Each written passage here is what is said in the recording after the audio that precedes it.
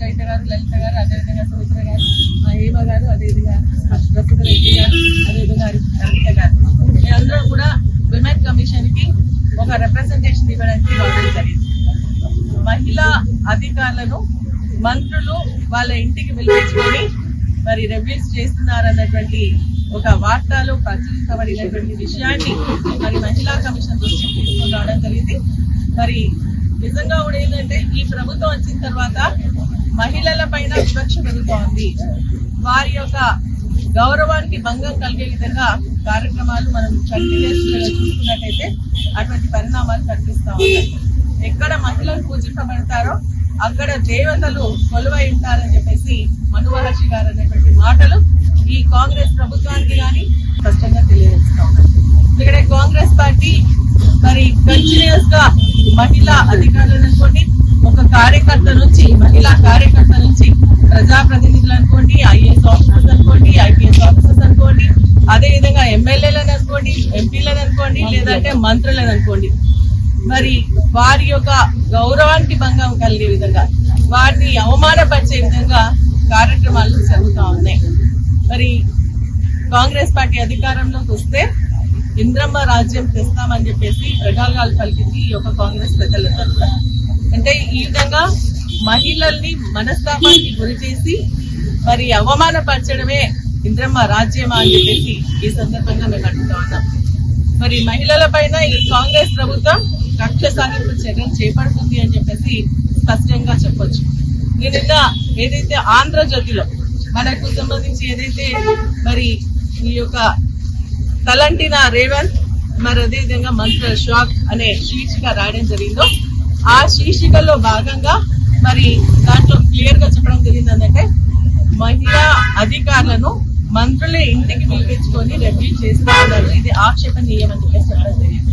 కాబట్టి దీనిలో నిజాలు తేల్చాల్సినటువంటి అవసరం ఉంది.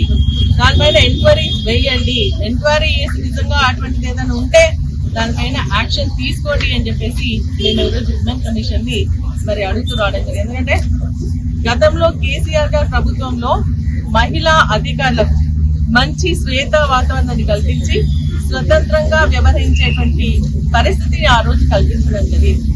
తెలంగాణ రాష్ట్రంలో మరి అత్యున్నతమైనటువంటి ఏదైతే సిఎస్ పోస్ట్ ఉందో మరి శాంతి కుమారి గారికి మహిళా అధికారికి ఇవ్వడం జరిగింది. అదేవిధంగా సీఎంఓలో కూడా ఒక మంచి నికాస్ అయినటువంటి నిజాయితీ గలటువంటి ఒక ఆఫీసర్ ని సీఎంఓలో వేసుకోవడం జరిగింది. అదే ఆఫీసర్స్ ని మరి ఈ ప్రభుత్వం వచ్చినాక ఎన్ని విధాలుగా ఇబ్బంది పెట్టిందో మనం స్పష్టంగా చూడడం జరిగింది. ఈ విధంగా ఏంటంటే వార్తలో ప్రచురితమైనటువంటి విషయాన్ని అనవసరంగా ప్రజల్లో చర్చనీయాంశంగా మార్చడం జరిగింది. మరి దీని ద్వారా ఏంటంటే పనిచేసేటువంటి అధికారులకు మరి ఇబ్బందికైనటువంటి పరిస్థితి, అనేక సందేహాలకు తావించేటువంటి పరిస్థితి వస్తూ ఉంది. వారు మరి పనిచేసేటువంటి పరిస్థితి లేదు.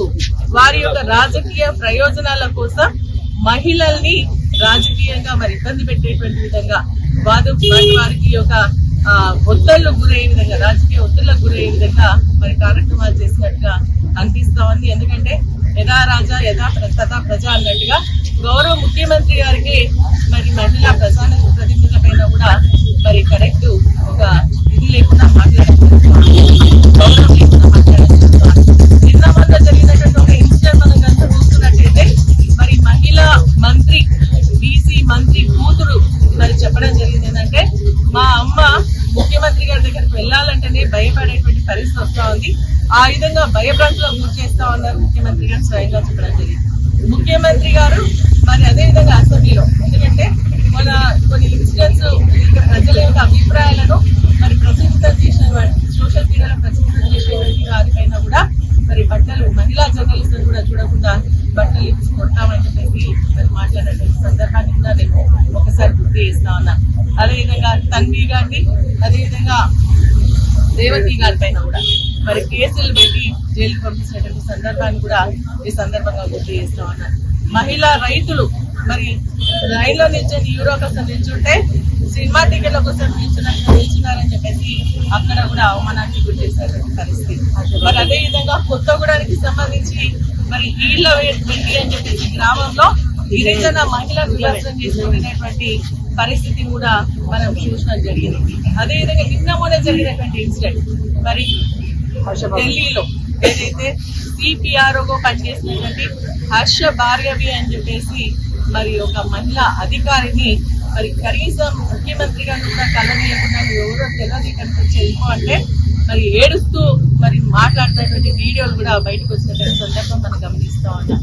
ఈ ప్రభుత్వం అధికారంలోకి వచ్చిన తర్వాత మహిళలకు ఇచ్చినటువంటి మాటలు ఒక్కటి కూడా నిలబెట్టుకోలేదు. మరి మహిళల్ని కోటీశ్వరులు చేస్తామని చెప్పేసి అంటున్నటువంటి ముఖ్యమంత్రి గారు మరి కనీసం కోటీశ్వరులు చేయకపోయినా పర్వాలేదు, కానీ వారి హక్కులకు భంగం కలిగే విధంగా మరి ప్రవర్తించొద్దు. మీరు గాని, మీ మంత్రులు గాని, మీ ప్రజాప్రతినిధులు గాని మరి అధికారుల పైన ఒత్తిడి తేవద్దు. అదేవిధంగా స్వేచ్ఛ వాతావరణంలో వారు పనిచేసుకునే విధంగా మరి అవకాశాన్ని కల్పించాలని చెప్పేసి మేము ఈ ప్రభుత్వాన్ని డిమాండ్ చేస్తా ఉన్నాం. నిన్న మొన్న వర్షిణి గురుకులాల్లో మనం చూస్తా ఉన్నాం, ఎన్ని సంఘటనలు జరుగుతూ ఉన్నాయి. నిన్న మొన్న ఒక కరీంనగర్ లో ఒక అమ్మాయి సూసైడ్ చేసుకుంటారు, ప్రిన్సిపల్ యొక్క ఒత్తిడి అని చెప్పేసి చెప్తా ఉన్నారు. నేను వర్షిణి అని చెప్పేసి అమ్మాయి చనిపోతే ట్రాక్టర్ లో గురుకులానికి సంబంధించినటువంటి ఒక స్టూడెంట్ చనిపోతే మరి ఆమె ట్రాక్టర్ లో తీసుకుపోయేటువంటి పరిస్థితి, దాన్ని మనం తెలుగుగా ఖండించాల్సినటువంటి అవసరం. అంటే మహిళలుగా చూడడమే మర్చిపోయిందా అని చెప్పేసి నేను అడుగుతా ఉన్నాను. మహిళా ప్రతినిధుల కింద పనిచేసినటువంటి మీరు మరి ఈ రోజు రాష్ట్రంలో ఉన్నటువంటి మహిళల్ని మీరు మహిళలుగా ఎందుకు గుర్తిస్తలేరు, వారికి మరి ఏ విధంగా గౌరవించలేకపోతా ఉన్నారని చెప్పేసి మేము బాధపడతా ఉన్నాం. వారికి ఇష్టమైన మహిళలకు ఇష్టమైన ఆడపిల్లలకు ముఖ్యంగా మహాలక్ష్మి పథకం కింద 2500 ఇస్తామన్నా, గ్యాస్ సబ్సిడీ ఇస్తామన్నా, మరి అదేవిధంగా మహిళా విద్యార్థులకు స్కూటీలు ఇస్తామన్నా, అదేవిధంగా కేసీఆర్ కిట్ అనే మానవాళ్ళే కూడా వేస్తామన్నా, అది మదర్ అండ్ చైల్డ్ కిట్ అన్నారు. మదర్ అండ్ చైల్డ్ కిట్ పనిచేసింది. 13,000 మహిళలు పుడితే ఆడపిల్లలు పుడితే ఇచ్చేటువంటి పథకాన్ని మానేసేయడం జరిగింది. అదేవిధంగా ఈ విధంగా చూసుకున్నట్టయితే మరి కళ్యాణ లక్ష్మికి సంబంధించి శాఖకు సంబంధించి మరి 1 తులం బంగారం ఇస్తామన్నారు, అది కూడా ఇవ్వలేదు. మరి ఈ విధంగా కంటిన్యూస్ గా ఏంటంటే వాళ్ళు ఇచ్చినటువంటి హామీలన్నీ కూడా తుంగలో తొక్కి మహిళలను స్వేచ్ఛగా బతికేటువంటి పరిస్థితి లేకుండా భద్రత కరువయ్యే విధంగా చేసినటువంటి ఒక కాంగ్రెస్ పార్టీ యొక్క విధానాన్ని మేము తీవ్రంగా ఖండిస్తూ మహిళా అధికారులను మరి ఇంటికి తెలియకుండా మరి అదే విధంగా వారు స్వేచ్ఛగా పనిచేసేటువంటి వాతావరణాన్ని కల్పించాలని చెప్పేసి ప్రభుత్వాన్ని డిమాండ్ చేస్తా ఉన్నా.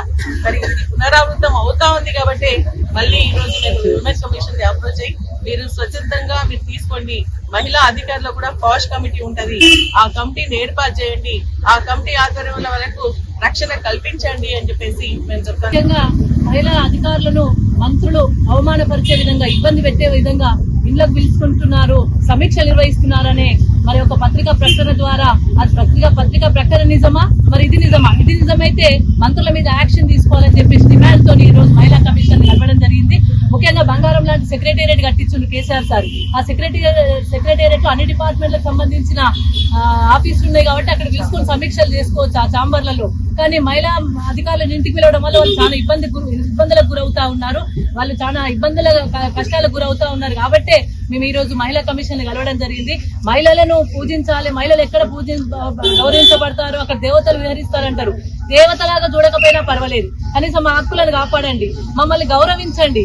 ఎందుకంటే ఆడబిడ్డలను అగౌరవపరచడం అనేది కాంగ్రెస్ పార్టీ నిరంతరంగా చేస్తా ఉన్నది. ఓ రకంగా మొన్న సునీతమ్మ క్యాండిడేట్ ఇక్కడ ఈ జూబ్లీ హిల్స్ లో మరి ఇప్పుడు మాగంటి గోపీనాథ్ గారు చనిపోయిన తర్వాత వాళ్ళ భార్యకు టికెట్ ఇస్తే తను బాధపడుతూ ఆడపిల్లలు వాళ్ళ అబ్బాయిని పట్టుకొని ఇల్లు గడప దొక్కుతూ గోపన్నను గుర్తు చేస్తే హృదయం కదిలి ఆమె ఏడుస్తుంటే మరి మంత్రులు చిన్న చూపు చూసే విధంగా కంటి ఏడుపును కూడా, ఆ దుఃఖాన్ని కూడా కించపరిచే విధంగా దాన్ని డ్రామా అనడమో లేకపోతే ఇంకో రకంగా భావించడమో, ఆడబిడ్డల కన్నీటిని కూడా హేళన చేసే నైజం ఈ కాంగ్రెస్ మంత్రులకు ఉన్నది.